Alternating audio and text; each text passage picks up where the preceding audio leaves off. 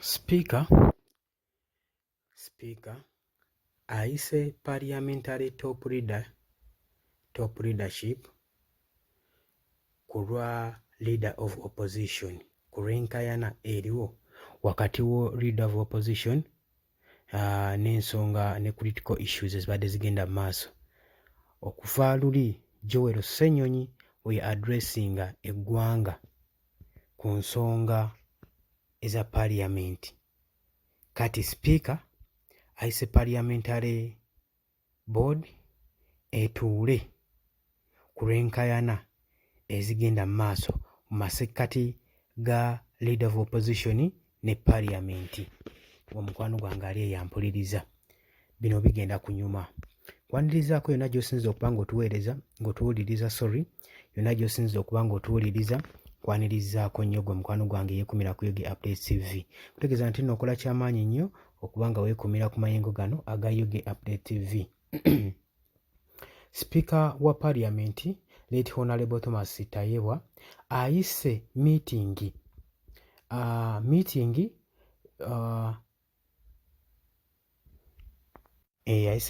ku lw'obukulembeze bwa Parliament basobole okuba nga badisikasinga ku nsonga eziwerako ddala. Ensonga eza raisingibwa leader of opposition Late Honorable Right Honorable Joel Ssenyonyi.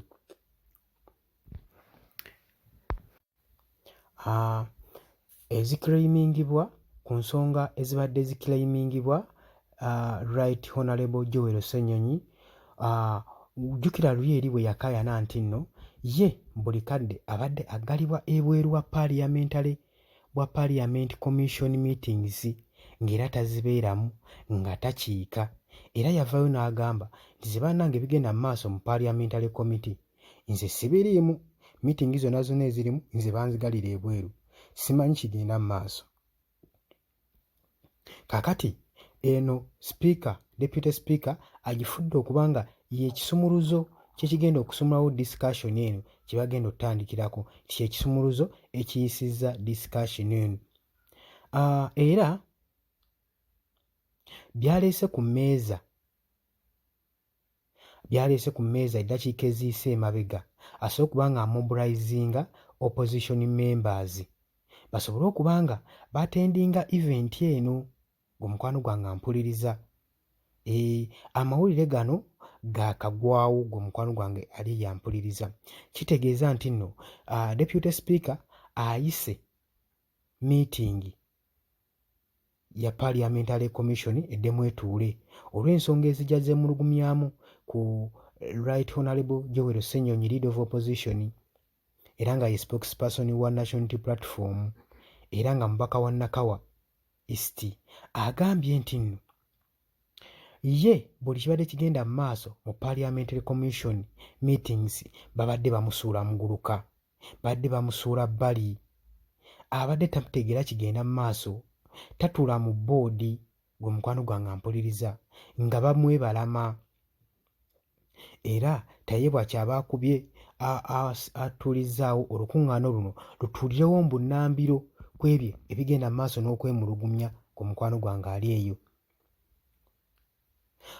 Kati nno okulangirira kwa Tayebwa okuba nga bagenda kufuna meeting mu Parliament Commission kugendereddwa okuraisinga Joel Ssenyonyi abadde akaayana na bino wammanga nti abadde alekebwa wabweru mu nsonga zonna ezigenda mu maaso mu Parliament, mu activities zonna ezibadde mu regional seating ezibadde zigenda mu regional seating mu Gulu City. Agambye nti no finally Speaker yawandiikidde Joel Ssenyonyi ebbankaluwa ng'amusaba amobilizinge bammembers be naye nga si details, era yamuwadde meeting era ng'ajja kuba kimukakatako nga Joel Ssenyonyi okubanga amobilizinga gwe mukwano gwange amobilizinga opposition MPs basobole okubanga baatendinga meeting eno bagituulemuko ebyo Joel Ssenyonyi byagenda mu maaso n'okwemulugunya.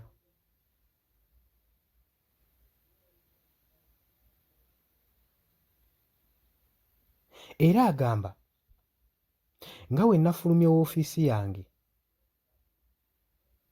najja ku preliminary nagamba nti nalisiivinze leeta okuva mu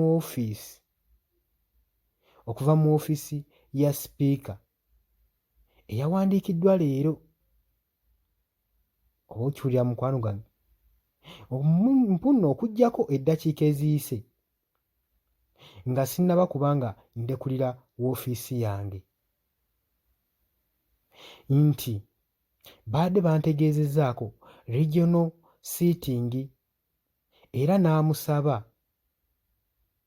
asobole okubanga akola rally y'aba members of opposition basobole okubanga bajja mu region seating egenda okubeerawo mu bitundu eby'enjawulo. Agambye nti nno okutandika ne North East, West and Central region. Era ayagala obbategeeza nti nno tujja kubeera bulungi, tujja kubeera organize n'okusinga wano. Ssenyonyi watu agambye ku mukwano gwange ali eyampuliriza. Era agamba nti nno tujja kubeera organized bulungi nnyo. Agambye nti nno public ebadde eteeka parliament nti ebadde eteeka parliament waiting scale nga ebigaadinga regional meeting era ze bagamba naye bwe tulindako eddakiika nga parliament etuula wano. Parliament terina busobozi kulibaleetinga ku matters zonna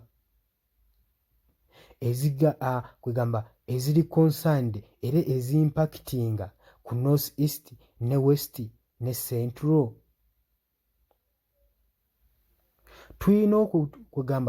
Tulina okubanga okusobola okutuula nga leader of opposition ku nsonga ezibadde zigenda mu bukyamu ze neemunyugumyamu nti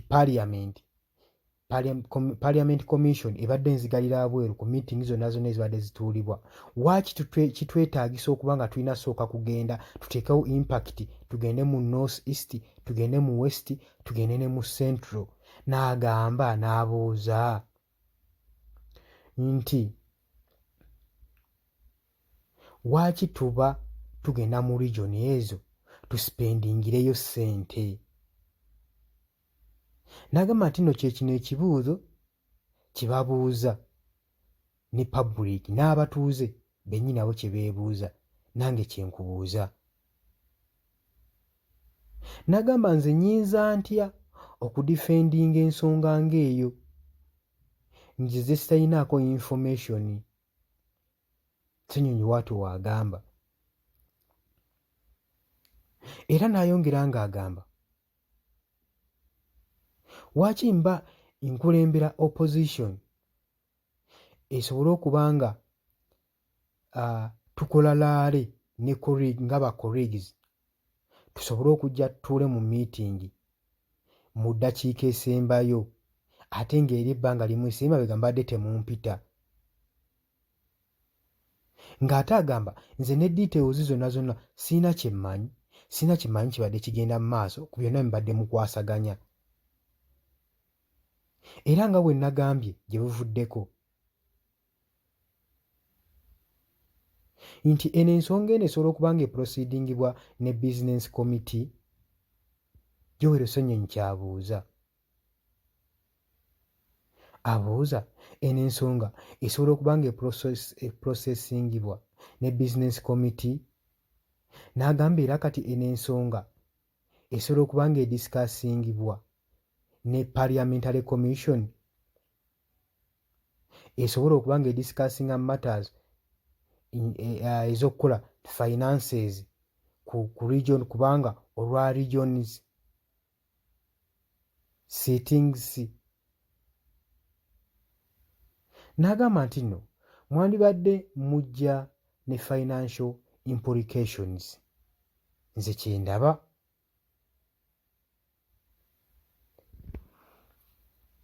Era Ssenyonyi abuuza lwaki ensonga zino ziba zihandolingiddwa mu kaguruupu akatono